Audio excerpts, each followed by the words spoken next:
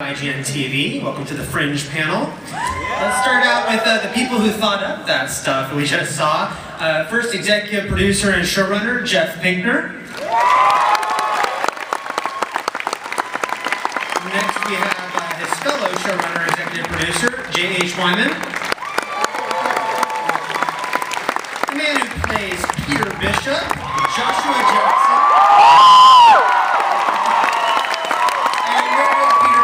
Good old dad, Walter Bishop, John Gabel.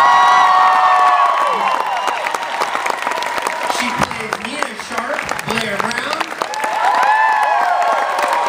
And he rocks a pair of glasses, Lincoln Lee, Seth Gabel.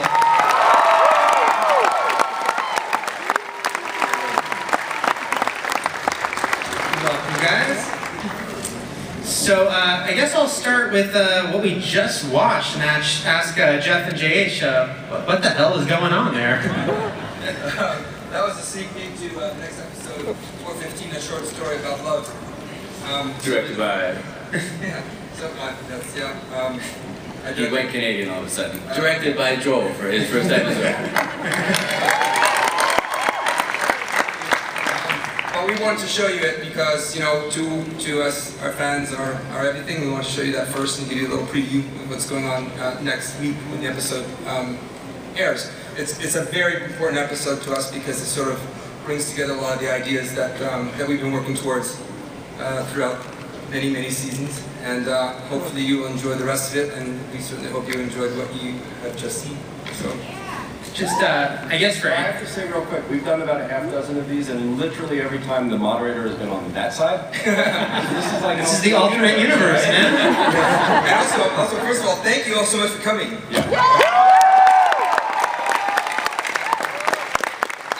Really for any of the cast members, when you watch stuff like that, you're on the set, you see all the weird corpses, the makeup. At this point, are you just kind of used to all the weirdness you see on the set of Fringe, or do you get thrown when you see some of that stuff?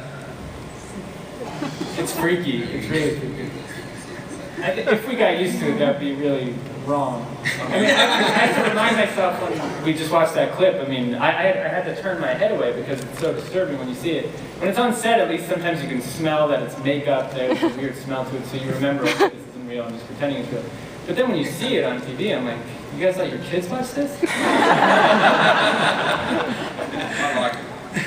You like it? John doesn't have to get used to the weirdness. He is the weirdness on set. So, we're coming out of a very big episode. The last one that aired for us was obviously a big episode. A lot happened. Josh, I'm just curious, after, Olivia's had these memories that she shouldn't have, and September kind of told him about this pairing that, was almost fated to happen or should happen, is he still thinking that he's in the wrong universe, or is he starting to think, maybe this is the right universe, but things are off? Where's he at with that? Oh, I can't answer you. I think as of the last episode that aired, he definitely thinks, I don't know, I can't answer you. Sorry. You don't see I have a gun on the field. Yeah, exactly. All of a sudden, if I'm like, so what happens is, oh god. It's a cattle prod. Well, John, let me ask you, the first couple seasons there's a lot of Peter and Walter sort of mending their relationship after years, and at first Walter was trying so hard and Peter was resistant. This season, what's it been like for you to kind of play the opposite, at least in the early episodes where Walter was the one really pushing him away? Was it just kind of strange to take a whole different take on the whole dynamic there? The weirdest part of season 4 was the beginning, which was the world without Peter, without memory of Peter. So what I had and the other actors had to do was create a completely new persona, one that didn't have for Walter this love that he felt for the boy. So that's why he was such a sort of sad, bleak, still strange, crazy, but he wasn't funny anymore. And that was because he didn't have the love in his life. And I think we saw that with all the characters. Mm-hmm. It was a great way to start the season, but I was glad we got out of it because it was so bleak. Sort of for Walter just to be in that closed space of quite demanding. So what's interesting for us is, and you guys just you get to see it, but we'll call them and we'll say, okay, you need to invent a new version of a character that you've been playing. And for everyone on stage, aside from Josh, it's happened several times, and it's sort of an acting masterclass to watch all of them sort of like invent a character and then have to invent a different variation of the character, remember who they are and how they are, and create this entire backstory. And I don't think, they all get a lot of credit, but I don't think any of them get enough credit for what a spectacular job. Blair, this has been a big season for you in that regard, because you've kind of been thrown two very different versions of Nina play. One much warmer than we've seen, and now the other much nastier. I would assume that's got to be very exciting for you as an actress, although maybe a little confusing when you're playing the same character, but completely different variations. It was interesting in the beginning because I was waiting for my alternate reviews. Where's she going to be? She's going to be sort of, crazy bag woman out of control. And then there it was.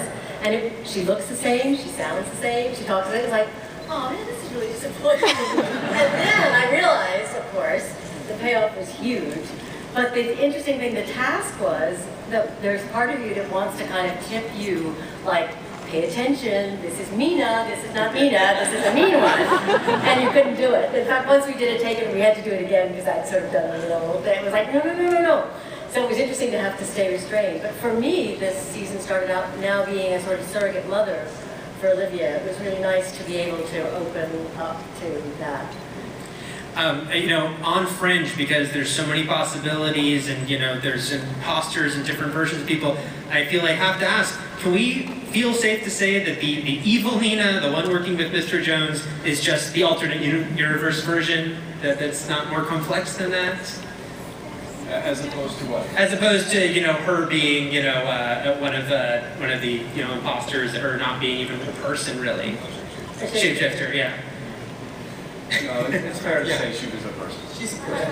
Okay. We actually, Blair is absolutely right. She's, always saying, well, what am I going to do? And we just didn't want to make, well, everybody gets a doppelganger and you'll get yours too. It had to be something that we really was worthy of her.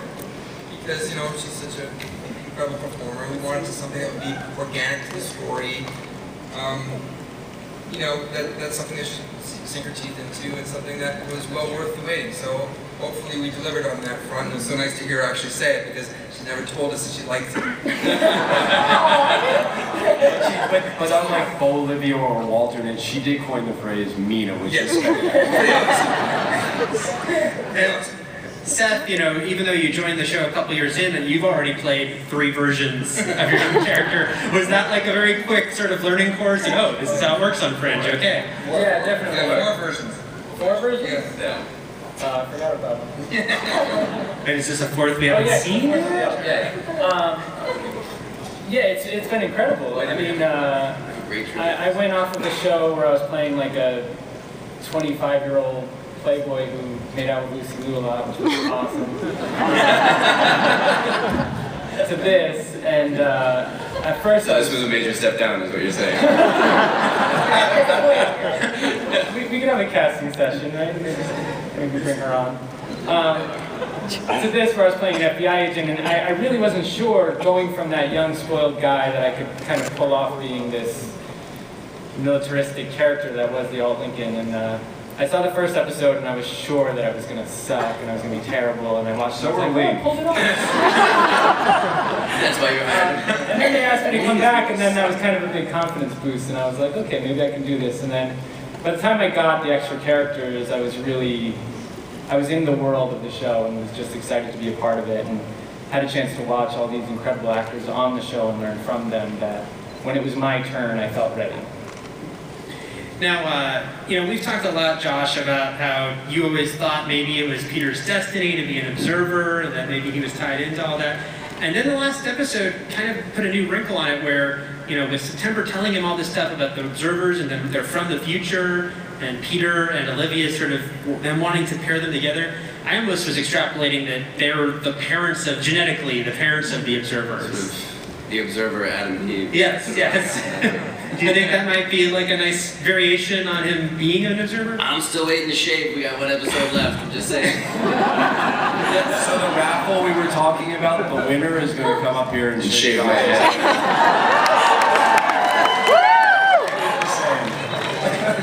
I'm down.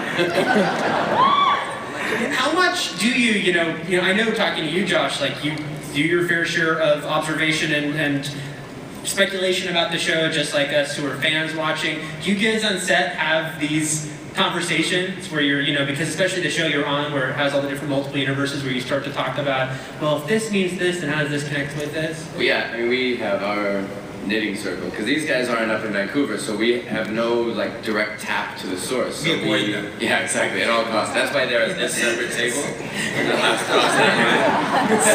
Go away. So, yeah, I mean, we spend a lot of time, but for this year, I'll be honest, more than speculation, I feel like we've spent quite a bit of time making sure that we know where we are. Yeah. Because it's gotten so complex now between, like you're saying, an entirely new version of the relationship between the father and son that's upside down, and that's true multiplied through, and then you have the alternate universe versions of all of those people with some of that history coming through and lots of it not. So it's been much less about speculating what the future is and just making sure that we're honoring the past, I think, this year. And John, I'm curious, watching that montage, the Walter-isms montage, what was it like for you? And when you see those lines, those non sequiturs, are you thrown for a loop, or are you really sort of taking this guy where you're like, no, that's just Walter, that's where he's coming from? I loved them all. I can remember reading those and saying, oh my God. We know what we can do with this. So, and a lot of the fun of doing some of those funny ones is reacting from the other cast members. So if I'm doing a scene with somebody like those areas together, and I always try to get Lance to laugh. Because Broyles doesn't laugh, you see. I get him rehearsals. Making his closes up again. And that's fun doing it. Particularly, remember the first time I did the line about eating that stuff about her agenda. And there was all these guys standing around him. And then the whole set just cracked up. As the script supervisor goes, God, that's really there. It's actually on the page. Of course, they're shooting in the middle of the night, and Joel and I are getting furious emails like, do you guys really mean for them to say this? Yeah. I think there's a typo on page 13. It says vagenda. It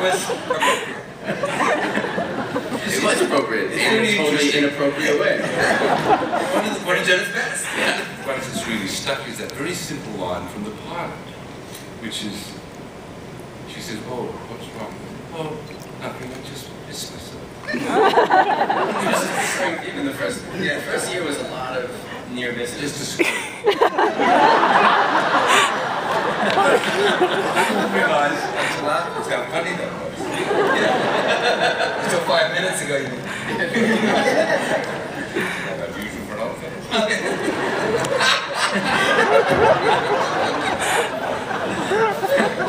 Blair, Well, but as you can see, like, what's great about John is he is Walter. There's such a fine line between character and performer, and he truly doesn't understand just how funny he is. He's peeing himself right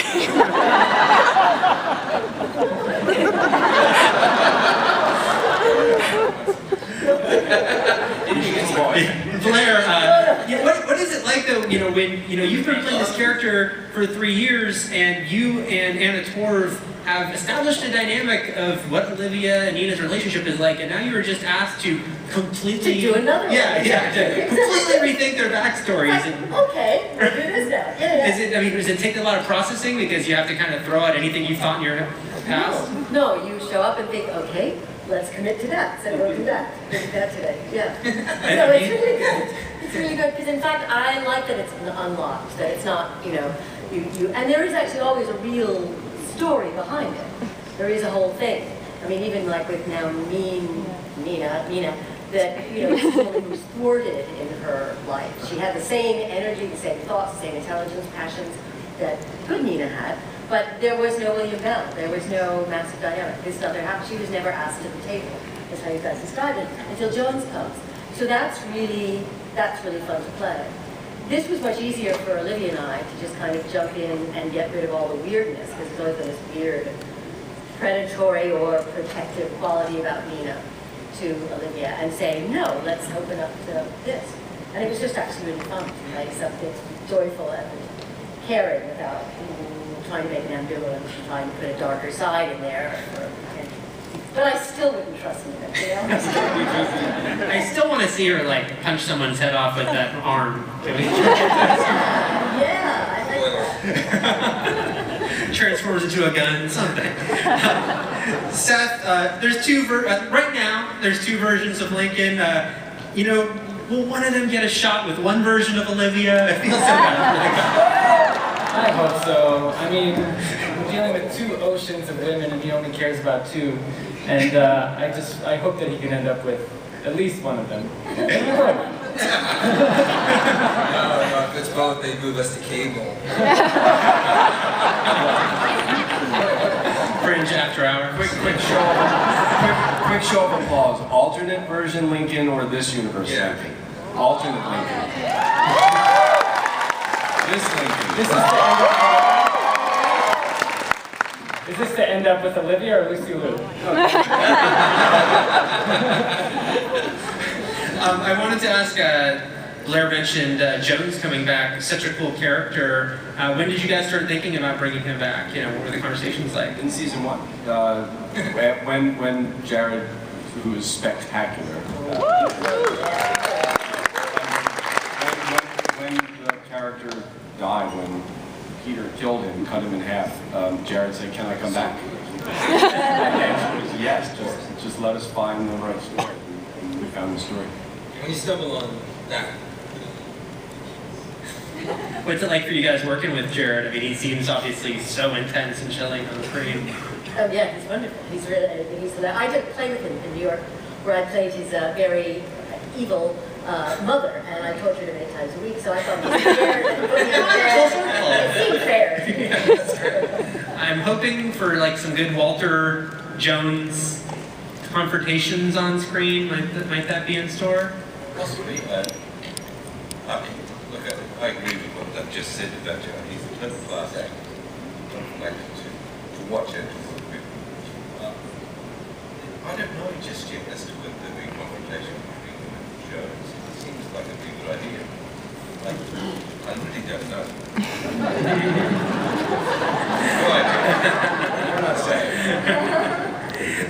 We're going to start taking audience questions in a couple minutes. I believe there's somewhere to line up in the darkness over there, if you want to get ready for that.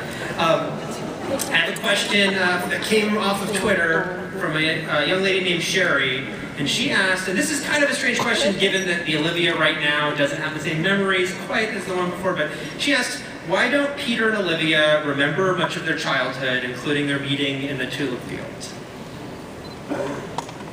I think Well, who are you guys looking at? We've answered that so many times. It's become routine. I think it's what happened was incredibly traumatic. You know, for Olivia, it was akin to child abuse and brain experimentation, and I think a lot of that for her is repressed memories. And For Peter, it's just experimental drug use in his college years. Right. And there were so many women in between. Vague recollections of this blonde in a tulip field. Peter's hung out with a lot of ladies, a lot of tulip fields. Yeah, it's an episode that was, you know, very anxiously put back in front of her consciousness. You know, that's very human to do that. You know, when you have trauma, and forget it and put it behind you. That's one of the things that she. And Josh, what's it been like for you throughout this series playing the guy who is the same guy and remembers everything that's happened and working off all your co-stars playing variations of the same different people? Well, I mean, the question wasn't even posed at the beginning of the series. I mean, that wasn't, the doppelgangers didn't even become an issue until deep into the second season. So that part is, that didn't really change much of anything, being the only guy who has just the one character. But like John said earlier, the challenge was, this year in particular, not trying to carry over the relationships that have been built over the course of those several years, particularly with John, for myself with John, because we've spent so much time building that father-son relationship, and now the Walter that I came back to, in my opinion, the reason that Peter was compelled to stay off the top was because the Walter that he came back to was so intensely broken, and there was a degree of guilt for Peter not having been there to help him come back into humanity. So just making sure that we didn't take the things that we built up for 3 years and just transpose them into the 4th season because they didn't fit anymore. Before we go to audience questions, gotta ask the biggie. I know everyone here in this room is wondering, season 5? What are you hearing? We're gonna pass the hat around, actually, and if you honestly, you know, we can't even, we don't think about those things, and that's really real. The truth is that we just do our job.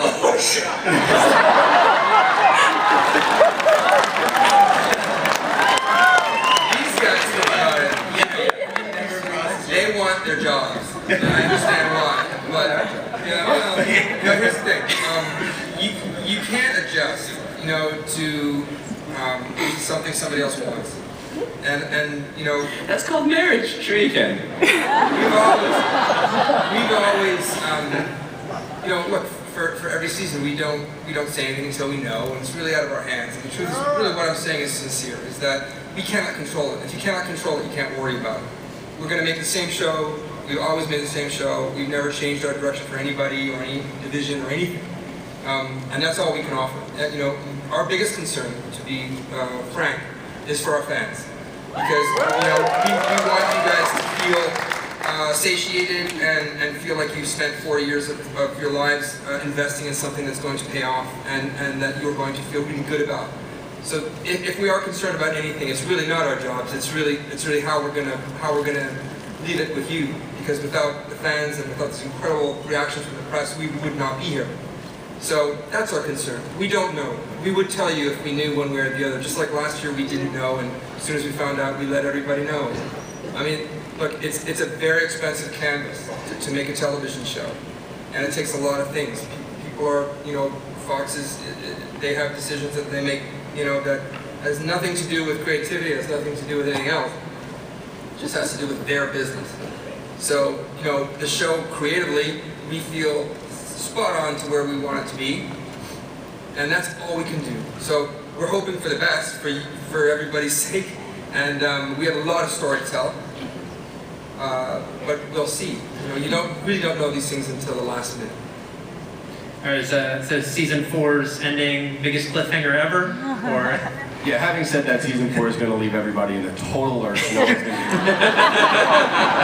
going to be... No, the end of season 4, which we've known since the beginning of season 4, hopefully will make this journey really, really worthwhile, and will be a launching pad for season 5 and well beyond. Yeah. All right, guys, let's